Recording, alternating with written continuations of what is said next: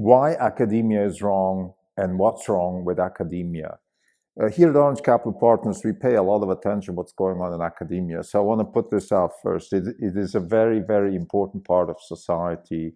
And for us in the hedge fund business, crucial to understand what science is doing and how science is progressing. So I don't want to sound like a Maoist cultural revolutionist or anything like that. However, I want to point out that there's a lot of things that are wrong with academia, and also that academia is wrong on many things. And in particular, when it comes to societal, political, and economic factors, I think academia, particularly here in the US, is letting us down.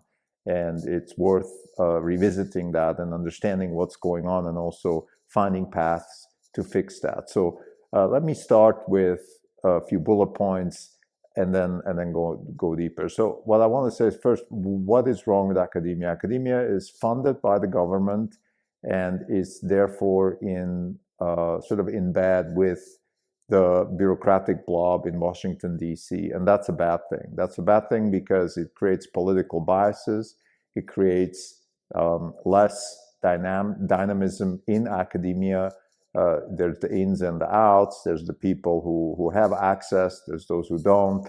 So like the same, anything that becomes political, anything that becomes infected by a certain cabal or blob or whatever you want to call the sort of machine that runs Washington, D.C., whatever gets affected by that machine becomes a machine itself, very similar to healthcare or the military-industrial complex or any of these sectors of our society. When they're too deeply embedded with the bureaucratic blob in Washington, D.C., then that becomes a problem. So that's what's wrong with academia. Where's academia wrong?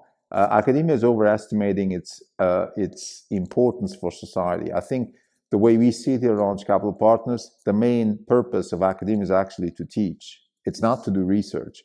The research happens in companies. The research, or at least the one that is really useful and valuable, is privately funded, privately executed research, because like in any endeavor, you need accountability and you need some sort of scarce resources to do good work. And academia, just by definition, there's a eternal tap of money, which is called grants, and there's tenure. So you don't lose your job. So how can that be a good thing? So that's that's what's wrong with academia. Where academia is wrong is, like I said, they're overestimating themselves. They should be teachers and not not researchers. Actually, I feel like research should be tied to actually teaching. I'm going to elaborate more on that. And I think finally I want to put the real reason why we here at Orange Capital Partners even look at academia is because we are interested in where science can be used for economic purposes. In other words, when entrepreneurs take over science and actually turn it into products, that's where wealth creation happens. And that's what's so important about science. So I want to put that in place. This is not even on podcast. It's April 1st, 2025. This is Krim Delco. For the year, we are down 34.9%. The market's down 4.9%. We're underperforming by 30%. So let's talk about, maybe before I go into the conversation here, just a few tidbits. We have, unfortunately, a continuous backlash against Tesla on the political front, which hurts it really is an emotional roller coaster for us as believers in progress, as believers in a capitalism. This left-wing terrorism is really scary, and it's necessary to fight back just to protect law and order, and if you will, even our system. So that's one thing. I think we have very good sales in China for the Model Y, so that ramp is going well. That's very good news. And maybe lastly, just it's a bit further away from our day-to-day news coverage that we follow, but Recently, there has been an event in France where a potential presidential candidate and potential winner of the presidency was basically, you know, stopped through a lawsuit, so she can't run for president anymore. And I think this is very, very disturbing. Very disturbing in many ways.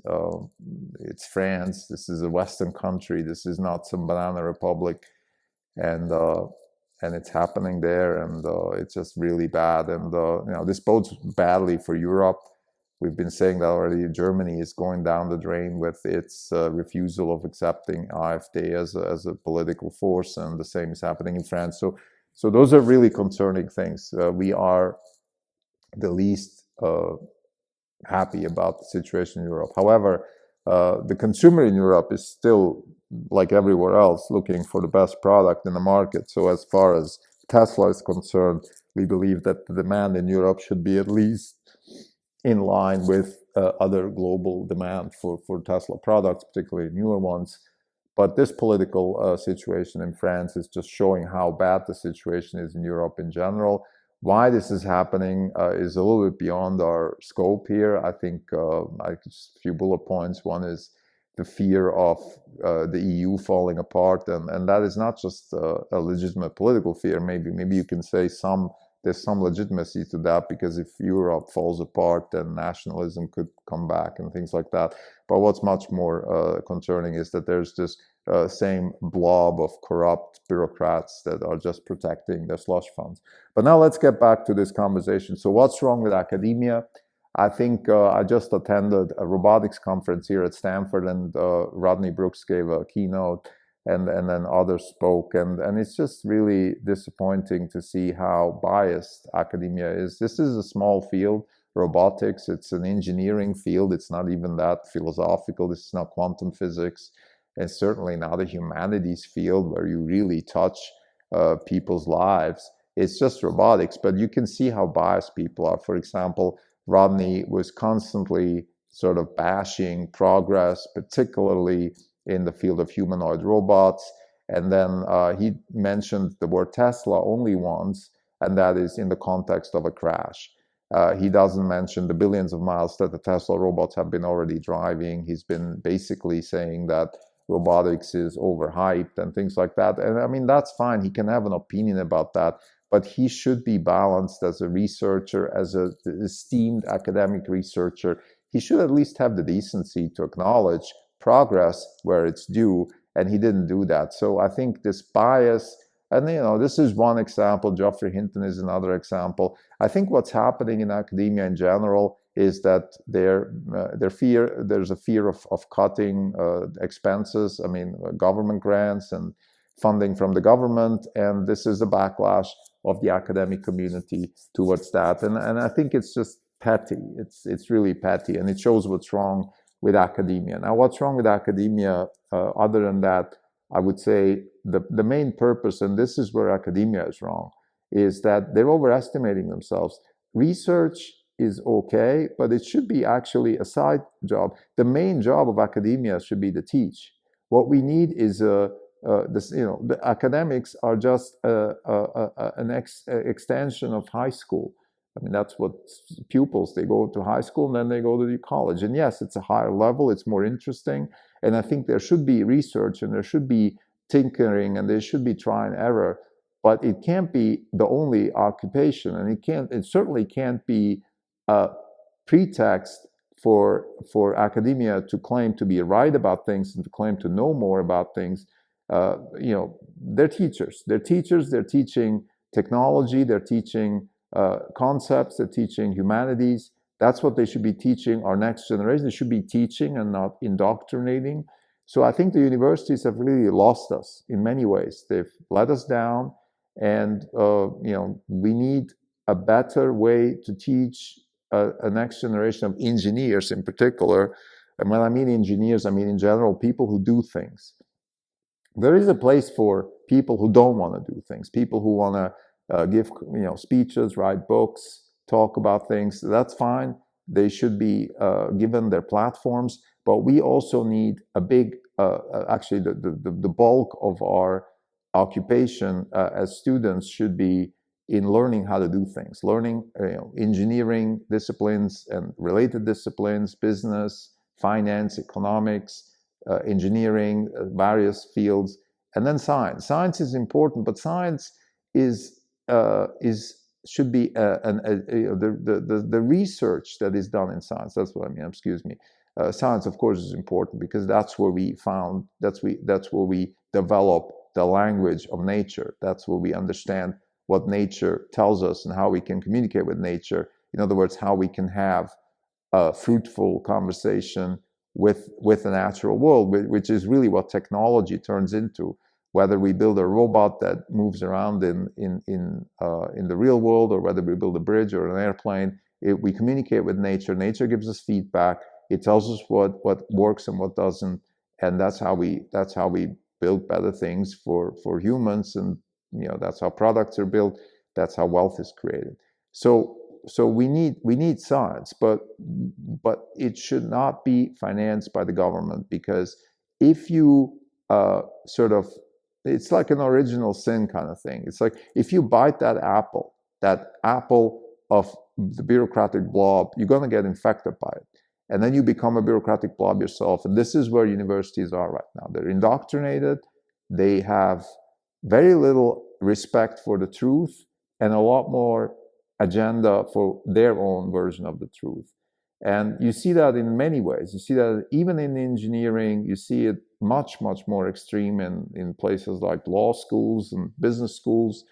I've attended many seminars at Stanford Business School about finance, about economics, and things like government debt are not being discussed. Accountability by Congress are not being discussed. Now, more recently, DOGE is being discussed in a negative way, as if cutting government waste is a bad thing. Opponents of DOGE are vocal on X. They talk about how that's going to create a recession, when in fact it's the exact opposite. Just a restructuring right now, so you're going to go through a J curve, but you will eventually come out much stronger. So our proposition for academia and the way we see it is, first, really what we want to see as investors, as stewards of capital, we want to see a new generation of talent coming out of universities that can build things. There are companies out there, starting with Tesla, SpaceX, Nvidia, Anduril, a lot of American dynamism companies that are in the context of, let's say, the Andreessen Horowitz American Dynamism Fund. And there's a lot more. There's a lot more that we don't even, maybe only tangentially come across.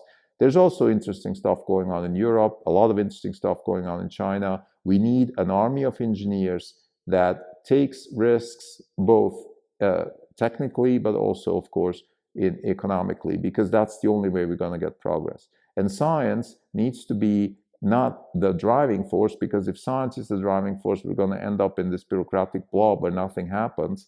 Like, for example, in medical science, we've been solving cancer for the last 50 years. And as far as I know, cancer is still a death sentence for most people.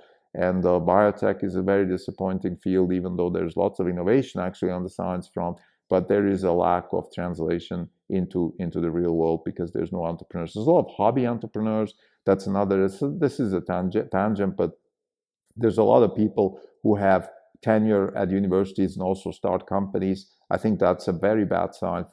It shows how wasteful the academic time is. If you even have time to start companies, that means you're not really occupying your time.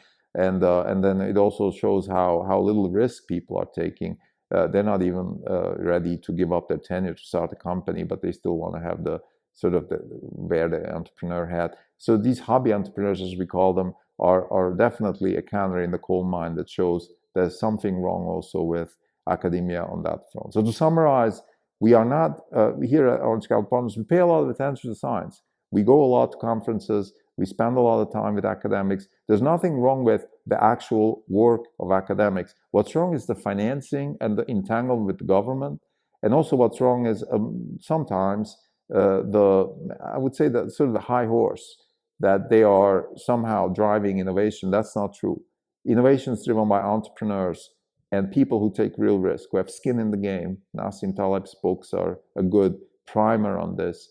I think without skin in the game, nothing happens. It's just how humans evolved. There could be a society in some other multiverse that works more in a socialist way, where we all try to do good for society, and or some sort of Platonic politics where the smartest people actually do good for society. That's not the world we live in. The smartest people, the so-called professors and academics, they're as self-interested and narcissistic as anybody else. And we can see that. We can see that in the shoulder tapping at places like Stanford, where everybody feels good about themselves. Every entrepreneur is hated except your own entrepreneur, and every innovation is not worth talking about except your own. So there's all this,